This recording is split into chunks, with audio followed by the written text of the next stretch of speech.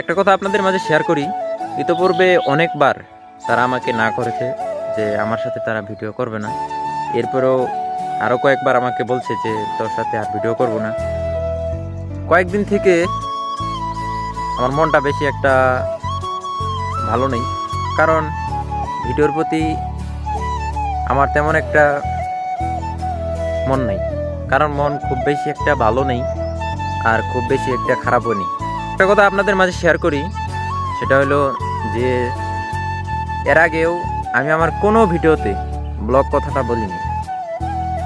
কারণ আমি চাই ব্লগ ভিডিও দিতে আমার ভালো লাগে।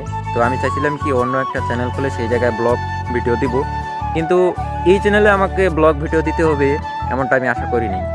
কারণ দেখেন, একটা ফানি ভিডিও করতে গেলে অনেক সময় লাগে। যদি ভালোভাবে একটা ভিডিও করা হয় তাহলে মোটামুটি একদিন লেগে যাবে। আর একদিন ভিডিও করার পরে ভিডিও এডিটের যে প্যারা, মানে ফানি বিনোদনমূলক ভিডিও করতে এক কথায় অনেক অনেক সময় লাগে।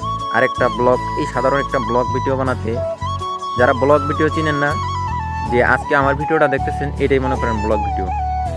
তো একটা ব্লগ ভিডিও বানাতে বেশি একটা সময় লাগে না, 20-25 মিনিটের মধ্যেই সাধারণ একটা ব্লগ ভিডিও হয়ে যাবে।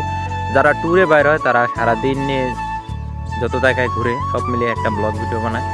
তবে আরেকটা কথা আপনাদেরকে বলে রাখি, যে বর্তমান এমন একটা সিচুয়েশনের মধ্যে আছি, মানুষকে ভালো কথা বললেও তার কাছে খারাপ লাগে, আর তার কাছে সব কথাই খারাপ লাগে, সে আসলে মানুষটাই খারাপ। আর আমি